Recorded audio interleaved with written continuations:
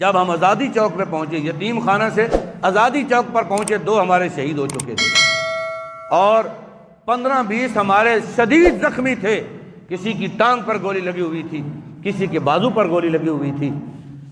میں نے آپس میں مشورہ کیا، ہم نے شورا کے حضرات نے، اب ان زخمیوں کا کیا کیا جائے۔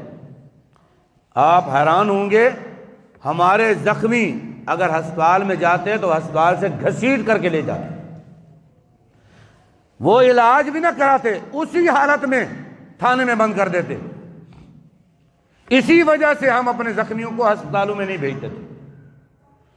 پھر ہم نے آپس میں مشورہ کیا، ان کے لیے ایمبولینسیں منگائی جائیں پرائیویٹ، ہر آدمی کو اس کے گھر بھیجا جائے جہاں کا ہے، وہ تحریک خرچہ برداشت کرے، لیکن اپنے گھر میں جائیں، مقامی ڈاکٹروں سے علاج کرائیں۔ جب ہم واپس آ گئے، اگر حضور کی عزت پر پہرا دے کر کے کامیاب واپس لوٹے، ان کا علاج کروائیں گے، اگر شہید ہو گئے تو پھر اللہ اور اس کا رسول جانے۔ ہم نے ایمبولینسیں منگوائیں اور ان زخمیوں کو بتایا، بھائی آپ کو آپ کے گھر میں بھیجا جا رہا ہے۔ خدا کی قسم ان سب نے کہا، ہم گھروں میں واپس جانے کے لیے نہیں آئے ہیں، ہم نے اسی حالت میں جانا ہے۔ زخمی ٹانگ ہے، گولی لگی ہے نا، ابھی زندہ ہوں، جب تک زندہ ہوں میں دھرنے میں رہوں گا، میں عرض کروں گا یا رسول اللہ، جب تک آخری سانس تھا آپ کی عزت کے لیے میں میدان میں رہا ہوں۔ یہ جذبات تھے، اور سب زخمیوں نے ہاتھ کھڑے کر دیے، کہا ہم نے گھروں میں نہیں جانا، نہ ہسپتالوں میں جانا ہے، اسی حالت میں جانا ہے۔ حضور کے غلام جو ڈاکٹر وہاں تھے، انہوں نے مرہم پٹی کی، ان کو کنٹینروں میں بٹھایا، ایک ہی کنٹینر تھا، سب لوگ پیدل چل رہے تھے، اور آزادی چوک پر جب پہنچے تو ہم نے یہ فیصلہ کیا کہ رات ادھر گزارنی ہے۔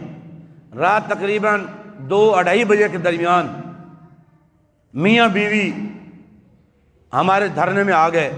1 سے 1.5 سال کا بچہ انہوں نے اٹھایا ہوا تھا، وہ آ کر کے رونے لگے اور کہنے لگے، یہ بچہ حضور کی عزت پر قربان کرنے کے لیے ہم حاضر ہوئے، ہمارے پاس اور کچھ نہیں ہے، ہم اس کو لے کے آئیں، جب آپ کو گولی لگے اس کو آگے کر لینا، اگر وہ گولیاں مارے اس کو آگے کر لینا، ہم یہ بچہ دینے کے لیے ہیں۔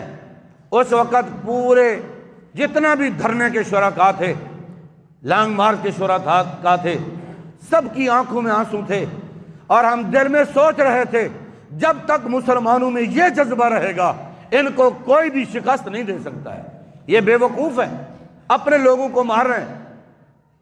اور جب ہم رانا ٹاؤن پہ پہنچے، انہوں نے بتی چوک پہ حد سے زیادہ نفری لگا کے، کنٹینر لگا کے، پورا پل بلا کر کے مقابلہ کر رہے ہیں۔ بھئی خدا کے بندو، تم کوئی انڈیا سے لڑ رہے ہو؟ جتنا زور اپنی رعایا پر لگا رہے ہو، وہ اتنا زور کشمیر پر لگاؤ تو وہ فتح ہو چکا ہوتا۔ اور جب ہم رانا ٹاؤن پہنچے نا، وہاں ایک حضور کے غلام کو گولی لگی، اس نے آنکھیں بند کر لی، آنکھیں بند کی، ساتھ والا اس نے ہاتھ رکھا، اس نے کہا بھائی زیادہ تکلیف ہو رہی ہے، میں آپ کو جلدی سے واپس لے جاؤں؟ اس نے کہا نہیں نہیں، درد نہیں ہو رہا، دیدار مصطفیٰ ہو رہا ہے۔